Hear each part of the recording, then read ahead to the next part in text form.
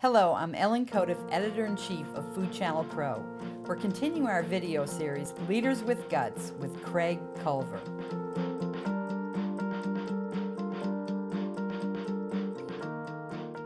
Craig, can you talk a little bit about what you look for in franchisees? I know you have one of the tougher systems to get into because you're pretty rigid about that in certain ways. Is that what people think?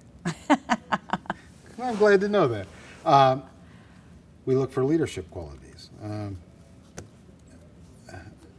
Again, like a lot of things, we can't necessarily teach them to be a leader during 16 weeks of training.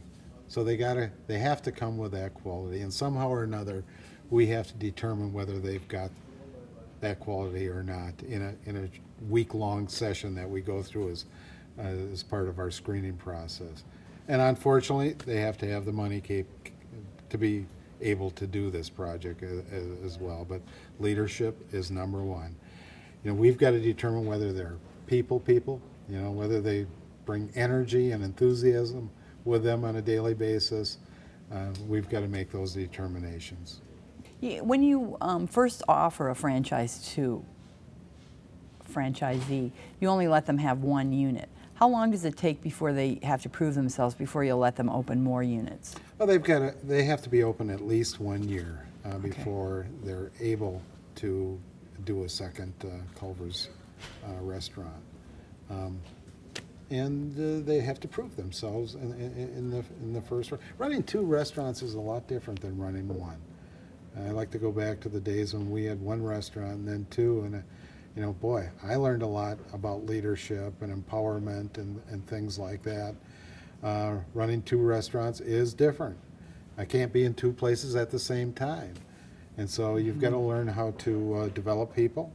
And if you're not terribly good at that, you're not going to be terribly good at running multiple restaurants, because it is about people development and leading those people. And what about it, you know, restaurant experience? Is that crucial? No. Leadership is crucial. That's the crucial thing. We can teach people how to do the grill area, the behind the counter, out in the dining area. We can teach all that stuff. That's easy to teach. But like I said, I can't necessarily teach you to be a leader. How often do your franchisees get together, and how do you communicate to them in your system? We get together quite a bit, at least quarterly for our market meetings with all of our restaurants. We usually get together once a summer or so to do something more social. We get together for a convention as well. That's usually in the month of February. So that's 5 or 6 times that we get together. And then with our FAC, we get together quarterly as well. And then we're out in the restaurants a great deal as well. And FaceTime is terribly important. What's the biggest lesson you've learned from one of your franchisees? I'm amazed, I guess, of how they have adapted to our culture and have bought into it and taken ownership of it, and then have propagated the culture itself. They built on the culture that we do have in their own organization. And I think that's a pretty neat thing. It really is. Yes, it says that we've started with something pretty good, but they've taken it and they've even built on that. It's amazing to me. How do you handle it when a franchisee breaks the rules? What do you do? The last thing we shouldn't do is not take care of it. We should take care of it right away. Whether that's a phone call, whether that's a letter, whether that's a face-to-face meeting. But it should be taken care of immediately. Don't procrastinate on something like that. That was my old world. When I wanted something to go away, I didn't want to attend to it, I'd procrastinate, and you know what? It never gets better when you procrastinate. It festers, just gets worse. So we've learned to attend to those things immediately. What are some of the startup costs for a franchisee to get into the Culver system? We're an expensive operation to get into. I mean, you can easily spend, if you're going to buy land, own the building, you can easily spend $2 million. And you can spend more than that as well. During this period, this downturn in the economy, we have seen some softening. Building costs have softened a little bit. Land has softened a little bit, not much. So, I mean, those are all good things. Unfortunately, we can't borrow the money from the banks to get it done. But have you seen any easing up on that at all? But again, going back to the land, what we've seen there is people that would not sell land, that would only lease land, are now willing to sell land. Still, the prices have not dropped dramatically, and the building costs have come down a little bit. But what, in terms of size, what is your biggest franchisee in terms of number of units?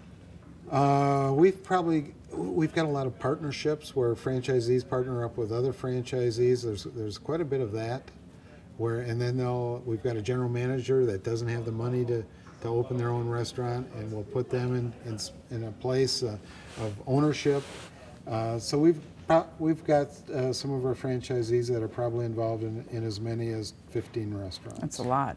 Yeah, it is. Do they usually find you, or do you ever recruit franchisees? We do not go out and recruit franchisees. We let them come to us, and I know there's people in our organization that say, Craig, we should go to do. I said, no, we're not going to. They can come to us. I'm not going to advertise for franchisees. Most of our people that come to us have eaten in our restaurants, they like what they've seen, and they want to get involved because of that. And that's the way I want to continue it. Can you talk a little bit about what areas going forward you're going to be moving into in terms of your new franchise partners? As far as geographics? Uh-huh. Yeah. Well, I'll tell you where we currently are. We're as far west as Phoenix, Arizona. We're as far south as San Antonio, Houston, Austin, Dallas. We're as far southeast as now Tennessee. We're as far east as Columbus, Ohio. As far north as Grand Forks, North Dakota. But where do we plan on going? Certainly the Phoenix area, we continue to grow there. In southeast, we plan on going to North Carolina. We have now opened North Carolina and South Carolina. Haven't opened a restaurant there, nor have we sold there yet, but that's a direction we're willing to go. But now we want to develop Tennessee, now that we've opened our first restaurant there in Murfreesboro. It would seem to me that you'd gain a lot of traction in Florida, so when is that happening?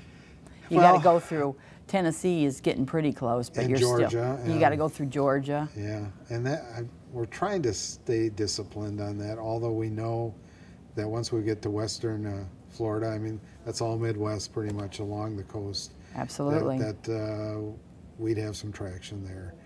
But we're just going to wait a little bit, and we're going to develop Phoenix more.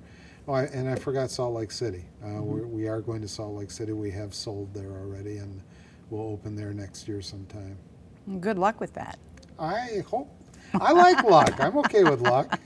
Good. We've been talking with Craig Culver of Culver's, home of the Butterburger and frozen custard.